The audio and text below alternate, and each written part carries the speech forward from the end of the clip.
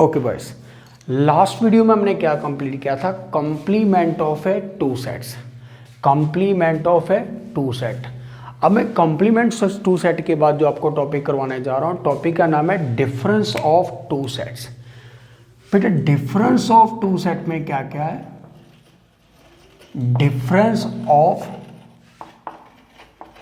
Two sets.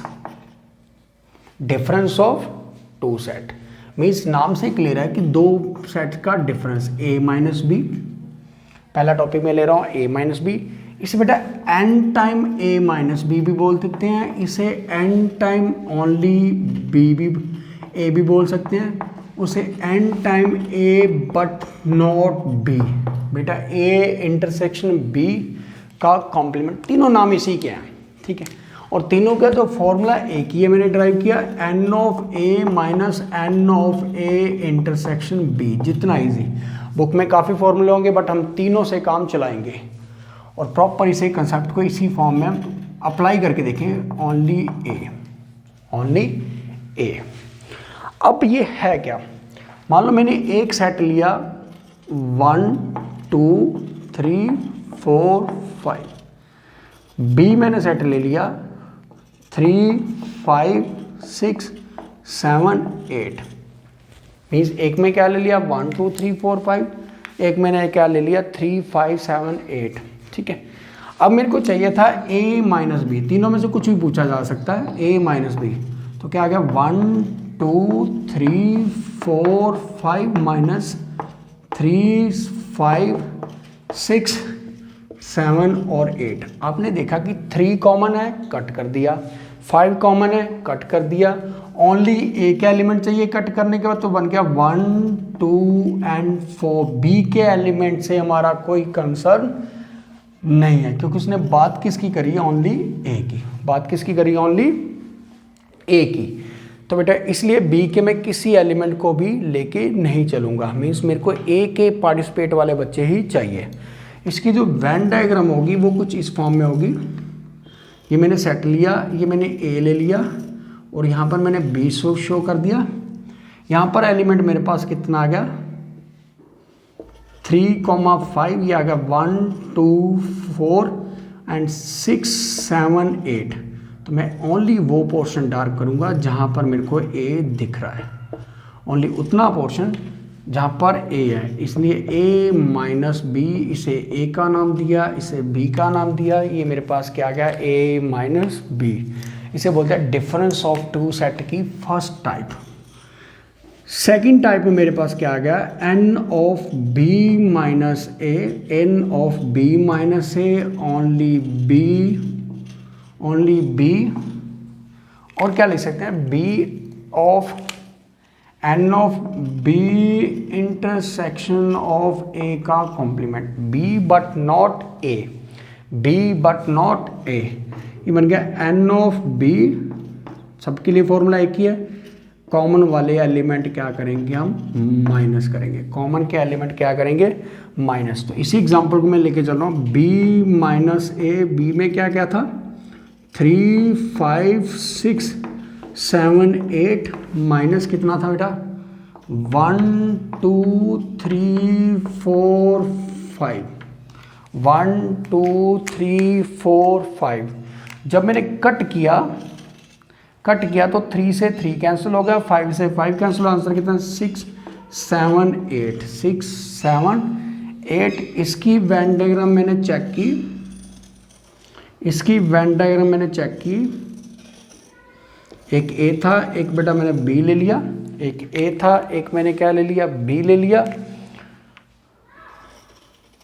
ये मेरे पास a था, ये मैंने b लिया। एलिमेंट इसमें 1 2 और 4 थे, यहाँ पर 3,5 थे, ये 6 7 और 8 थे। मैंने ओनली 6 7 8 वाले को क्या कर दिया? डार्क कर दिया।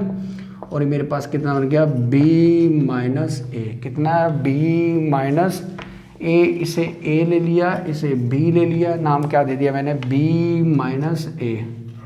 क्या दे दिया? b minus a। इसे बेटा डिफरेंस ऑफ सेट की सेकंड एग्जांपल। थर्ड बेटा मैंने क्या लिया जिसे बोलते हैं सिमेट्रिकल डिफरेंस। क्या बोलते हैं? Symmetrical difference. सिमेट्रिकल डिफरेंस के अंदर क्या आएगा, सिमेट्रिकल डिफरेंस, सिमेट्रिकल डिफरेंस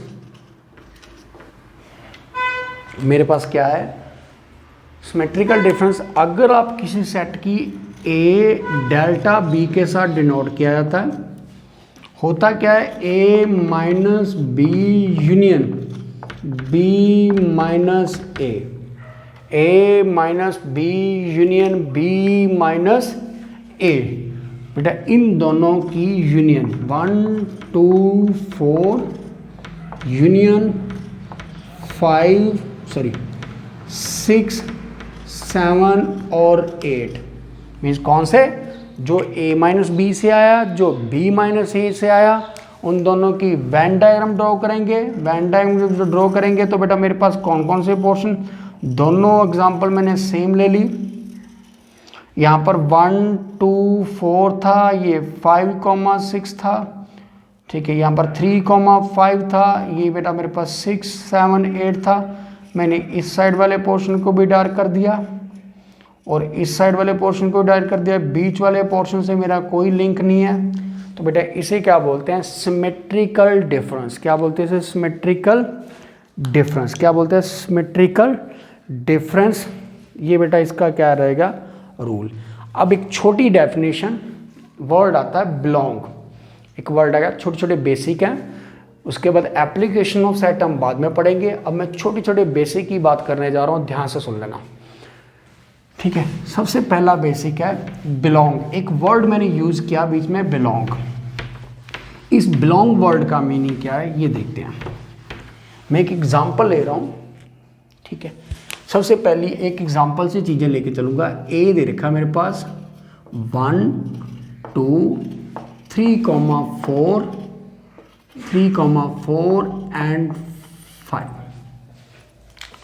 बेटा एक सेट दे दिया इस फॉर्म में, और उसने मेरे को पूछा कि 1 बिलोंग टू ए और नॉट, पहला क्वेश्चन। दूसरा क्वेश्चन 2 बिलोंग टू ए और नॉट, 2 बिलोंग टू ए और नॉट। तीसरा क्वेश्चन उसने बोला 2 is the subset of A और not, 2 is the subset of A और नॉट। फोर्थ क्वेश्चन उसने पूछ लिया कि 3 belong to A, 3 belong to A और नॉट। और फिफ्थ क्वेश्चन पूछ लिया 2 is the subset of A और नॉट। सिक्स क्वेश्चन पूछ लिया उसने 3 4 belong to A. And 6 question पूछ लिया, 7 क्वेश्चन पूछ लिया मेरे से 3 4 सबसेट ऑफ ए, और लास्ट 8 2 3 4 बिलोंग टू ए और नॉट, 2 3 बिलोंग ए और नॉट। बेटा ध्यान से सुनना, जब बिलोंग वर्ड होता है, बिलोंग वर्ड बेसिकली क्या है, ऐसा वर्ड जिसके जो अपनी ब्रैकेट भी साथ नहीं छोड़ता। जैसे मैं आपको बोल दूं कि आपका नाम क्या है और आपसे मैं पूछूं सर नेम, तो आप बोलोगे सर मेरा नाम कुछ भी है। जैसे मैं बोल दूं कि मेरा नाम नरेश मल्होत्रा, ठीक है, तो उस केस में जो मल्होत्रा मेरी सरनेम है, सरनेम होने के कारण वो उससे क्या करता है, बिलोंग। मैं किसको बिलोंग करता हूँ, मल्होत्रा फैमिली। तो इसी केस में क्या होगा, जो मेरे पास ये ब्रैकेट है, जैसे 1 बिलोंग टू ए है, तो 1 यहाँ पर भी सिंगल पड़ा हुआ है, इस ब्रैकेट का यहाँ पर कोई काम नहीं है।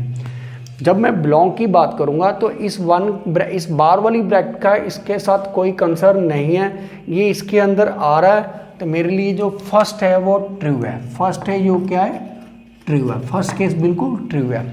सेकंड केस क्या आ गया, 2 बिलोंग टू ए, बेटा ये भी मेरे पास क्या बिल्कुल ट्रू है, बिल्कुल क्या है, ट्रू है। 1 भी बिलोंग करता है ए को, 2 भी बिलोंग करता है ए को। तीसरा केस आ गया मेरे पास, 2 is the subset of A, 2 is the subset of A. अगर वो सबसेट है तो बेटा इसकी बार वाली ब्रैकेट होनी चाहिए, इसकी बार वाली ब्रैकेट होनी चाहिए, तो इसका मीनिंग फॉल्स। ये कितना होगा मेरे पास, फॉल्स।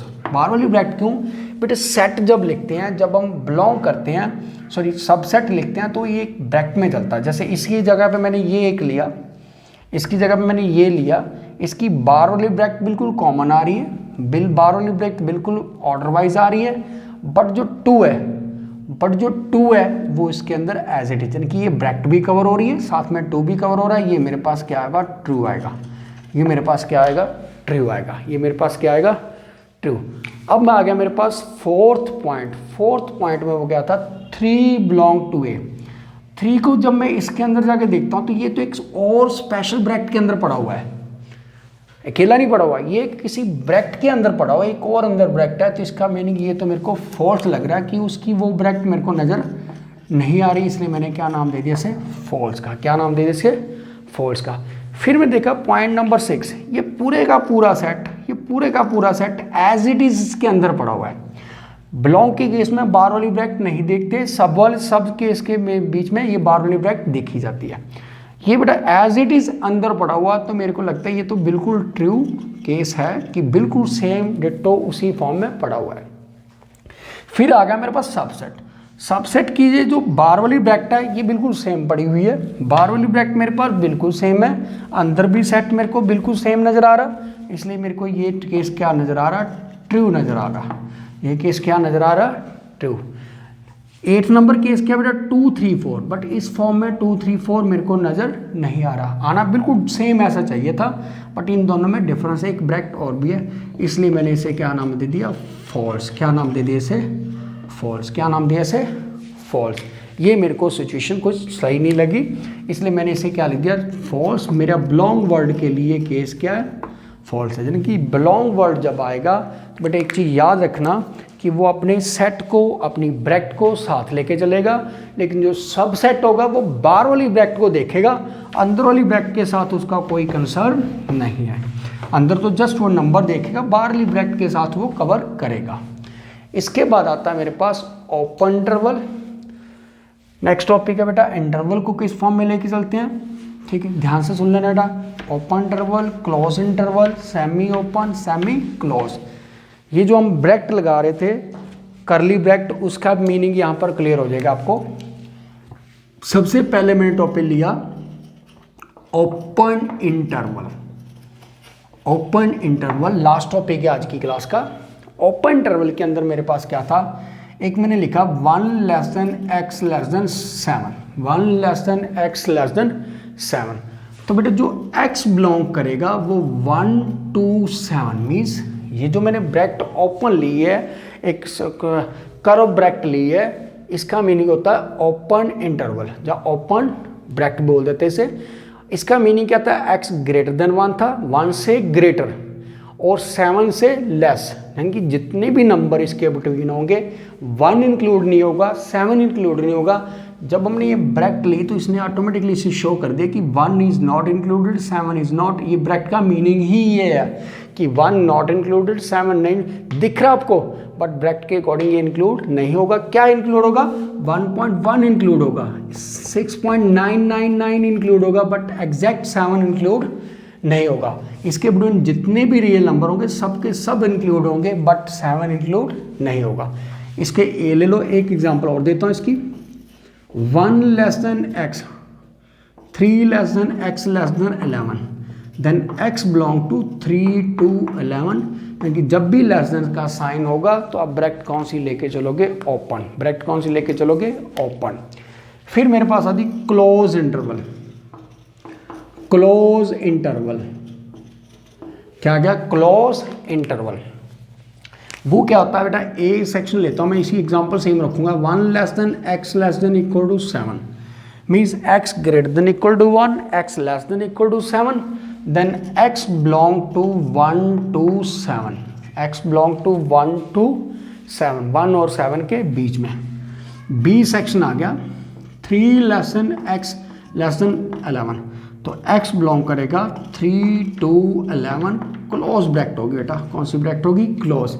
इसके बिटवीन जितने भी नंबर होंगे, रियल होंगे, इमेजिन रियल होंगे, इंटीजर होंगे, होल होंगे, सब इंक्लूड है, ठीक है। मीन्स 3 से स्टार्ट हुआ है अप टू 100।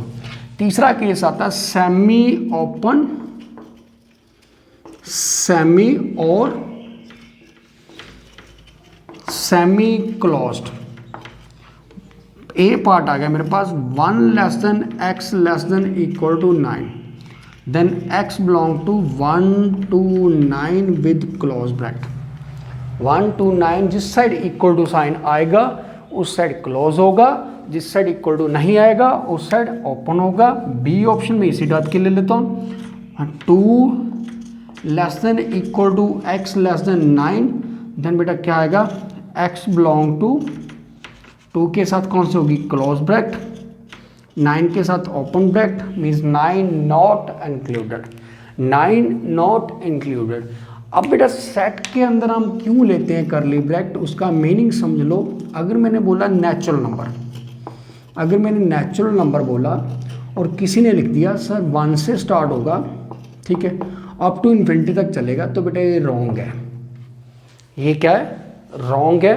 1 से स्टार्ट होगा, 1 के साथ क्लोज लेना पड़ेगा, ठीक है। कहाँ तक चलेगा, अप टू इन्फिनिटी तक चलेगा। बिल्कुल उसकी बात क्लियर है कि 1 से चलता है, इन्फिनिटी से जाता है। बट ये ब्रैकेट लिखने से क्या हुआ, इसके अंदर ये भी आ गया 1, 1.1 भी आ गया, 1.2 भी आ गया, 1.3 भी आ गया, 1.4 भी आ गया। जितने भी नंबर थे अप टू इन्फिनिटी तक सब इंक्लूड हो गए। इसका मीनिंग भाई ये नेचुरल नंबर तो नहीं हो सकते, ये नेचुरल नंबर नहीं हो सकते। अगर मैं इसकी जगह पे ये लगा देता x belong to curly bracket 1, 2, 3 up to so on लिख देता, तो अंडरस्टैंड हो जाएगा कि करली ब्रैकेट है, मीन्स ये पर्टिकुलर नंबर की बात कर रहा है जो इस नेचर के होंगे, जो इस कैटेगरी के होंगे। इसी को क्या बोलेंगे हम, नेचुरल नंबर। इसलिए सेट के अंदर क्या लिखते हैं, एक पार्टिकुलर नंबर लेने के लिए हम क्या लेते हैं, करली ब्रैकेट। बेटा यहाँ तक सेट का मेरा मैक्सिमम पोर्शन कंप्लीट है, only application of set pending है। जब आपका वो क्लासरूम में डिस्कस होगा उसके बाद मैं आपके साथ वो वीडियो शेयर करूँगा। Thank you boys.